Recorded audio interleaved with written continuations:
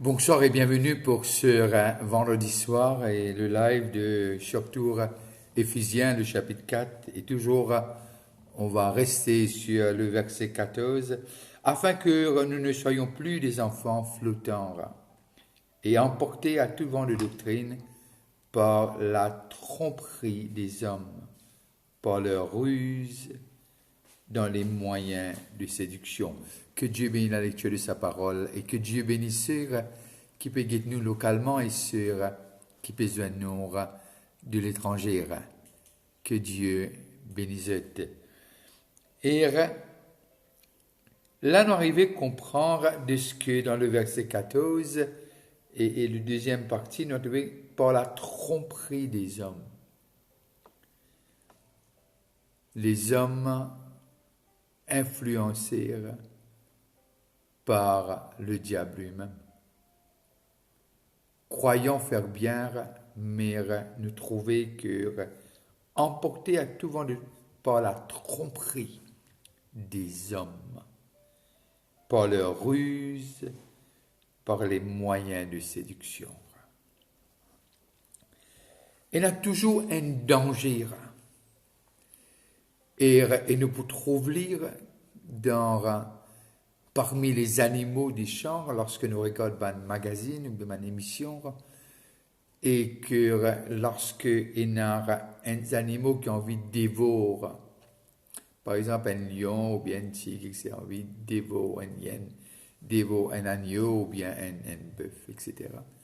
Il peut essayer toujours veiller soit un là-dedans qui est faible ou bien un qui est petit, qui est encore très jeune. Et c'est une réalité qui est arrivée aujourd'hui dans le corps, dans l'Église. Dans l'Église. Alors, dès que le jeune chrétien et ceux qui pas encore arrivent à l'âge de la maturité, sont exposés. Mais cela n'est pas nouveau. N'est pas nouveau parce que nous réalisons que Jésus avertit nous. Déjà, Jésus avertit nous qui peut être. C'est pour cela nous pouvons arriver à comprendre mauvais ce parenthèse de ce qui est très souvent de fois lorsqu'il y a une division dans une église, il essaye à porter beaucoup de doutes et très souvent de fois aussi nous essayons une divergence sur les doctrines fondamentales. Et très souvent de fois, une opinion ou bien une interprétation qui diffère concernant une doctrine. Mais une doctrine reste une doctrine. Nous ne sommes pas capables sans lire. Et là, lorsque nous arrivons dans Matthieu, le chapitre 7, le verset 15, voilà la tête de l'Église. C'est ce qu'il dit. Dans Matthieu 7, le verset 15. Et voilà ce qu'il nous dit. Gardez-vous des faux prophètes, ils viennent à vous en vêtements de brebis. Mais au-dedans, ce sont des loups ravisseurs. C'est Jésus qui le dit. C'est Jésus qui le dit. Je le redis. Gardez-vous des faux prophètes. Ils viennent à vous en vêtements de brebis, mais au-dedans, ce sont des loups ravisseurs. Alors déjà, Jésus qui avertit ses disciples de ce que le problème n'est pas en dehors, le problème de confusion, le problème de division, n'est pas venu du dehors, il peut toujours venir de l'intérieur. De l'intérieur. Et nous trouver que c'est quelque chose qui vraiment inarrivé encore si nous faisons l'histoire de l'Église. L'histoire de l'Église. Bien qu'il parfois il y a une division, une séparation qui est de Dieu. Mais quand quelque chose est de Dieu, ou pas besoin de fausses personnes pour suivre vous. Dieu. lui-même prend responsabilité de apporter des gens. Et dans Matthieu, le chapitre 24 et le verset 23 et 26, voilà ce qu'il nous dit. Voilà ce qu'il nous dit. 23 et 26 du chapitre 24. Si quelqu'un vous dit alors, le Christ est ici, ou il est là, ne le croyez pas, car il s'élèvera de faux Christ et de faux prophètes, ils feront des grands prodiges et des miracles, qui veut dire il y aura des miracles, ils vont avoir des signes, des prodiges et des miracles, au point de séduire. Il était possible, même s'il était possible, même les élus. Voici, je voulais annoncer d'avance. Si donc on vous dit, voici, il est dans les chambres, ne le croyez pas. Déjà, avant même que l'Église est établie, celui qui est à la tête de l'Église nous a déjà avertis qui peut arriver. C'est clair et net d'après le chapitre 7, le verset 15 et 24, 23 à 26. Nous arrivons à comprendre que ce sont des choses qui, dans le jardin d'Éden, le diable, pas fin, les fin rentrer librement dans le jardin d'Éden pour essayer séduire Ève. Et il a réussi. Alors nous réalisons aujourd'hui ce scénario pas fin sans eux. Ce scénario est encore pareil. Le problème vient à l'intérieur, rarement de l'extérieur. Et là, lorsque Paul cause à Éphésiens, il dit les ruses des hommes. Et il met clair sur ce que il peut dire. Et nous vous trouver de ce que Paul, par la tromperie des hommes, par leur ruse dans les moyens de séduction. Et Jésus fait nous comprendre le chapitre 24 qui peut même des prodiges et des miracles chez les imposteurs, les faux prophètes. Alors, qui Jésus peut dire nous? Qui Paul peut dire à l'église d'Éphèse? Il dit que c'était possible, même les élus, pour essayer d'atteindre les élus. Nous sommes les élus de Dieu. Vous connaissez parfois, quand on est jeune, nous avons ça hier, longuement, pour ne pas dire 22 minutes, mais pour que nous soyons capables de comprendre ce qui l'enfant est vacillé, l'enfant vraiment pas stable, et puis il peine à la maîtrise de soi. Et très souvent de fois, ces faux prophètes, etc., là où ils vont faire des miracles et des prodiges, et c'est le ruse du diable à travers l'homme, simplement pour attirer d'autres. Mais Paul peut dire, si même un ange vient apporter un message, qui soit anathème. Parce que Paul était la bouche même de l'esprit. Et l'esprit tu peux servir Paul pour capable d'enseigner les doctrines fondamentales de la parole de Dieu. Alors, nous arrivons à comprendre que la parole est clé comme nourriture pour le développement de l'enfant et amène lire à ces stades de maturité. Le livre des Actes des Apôtres, le chapitre 20, le verset 28 à 31. Et là, nous trouvons Paul cause à l'église d'Éphèse. Il cause à l'église d'Éphèse. Mais avant ce départ, et voilà ce qu'il dit. Il dit quelque chose qui est intéressant parce que là, les pères délèguent l'église à... Laisse-nous lire.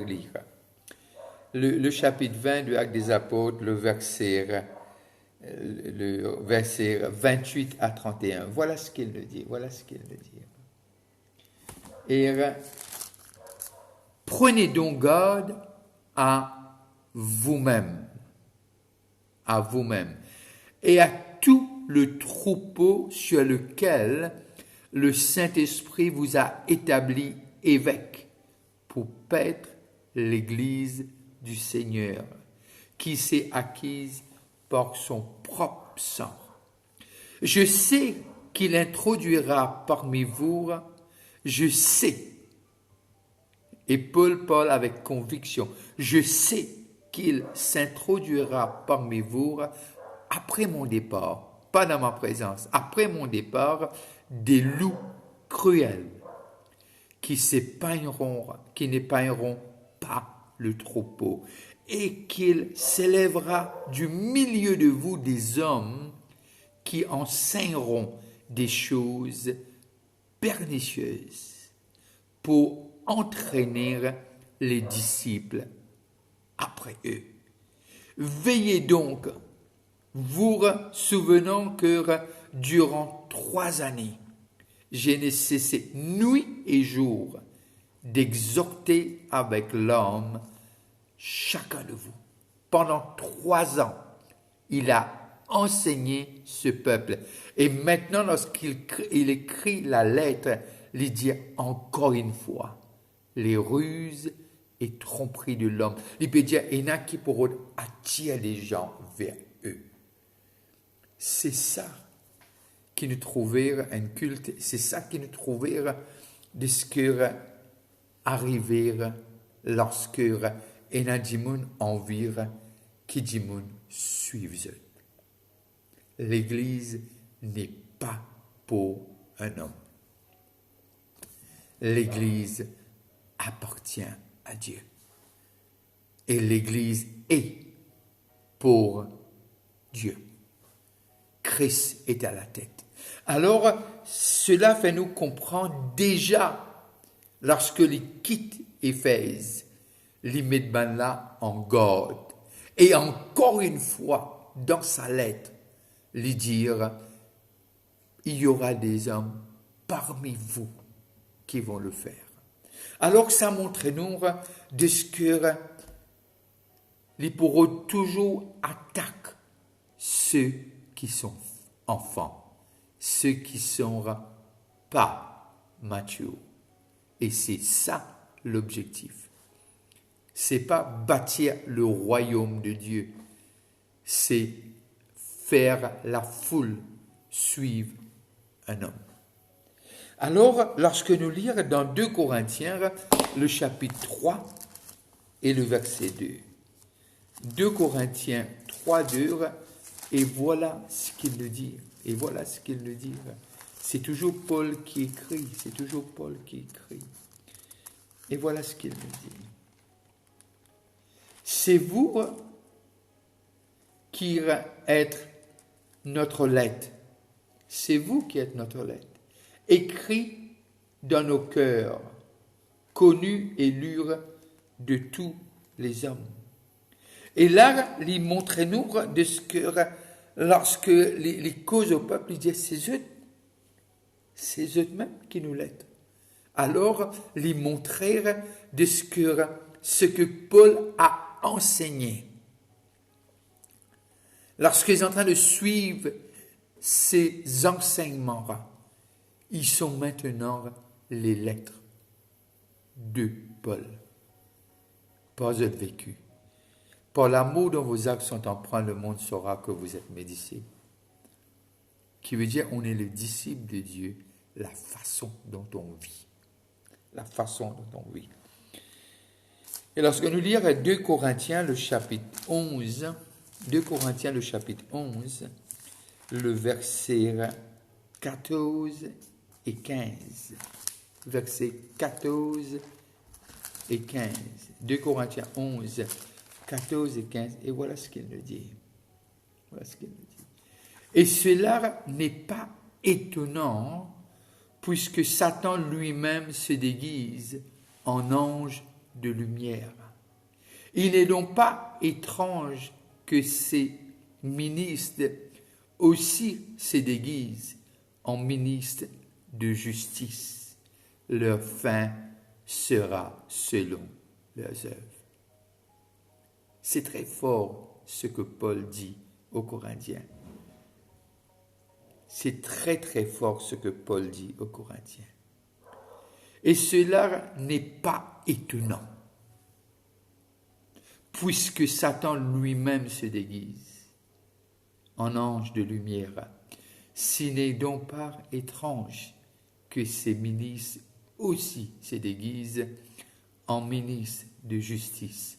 Leur fin sera selon leurs œuvres. Et là, nous arrivons à comprendre de ce que Paul t'y connaît. T'y connais. C'est un peu comme Dieu qui dit à Adam et Ève, ce fruit-là, ne pas manger.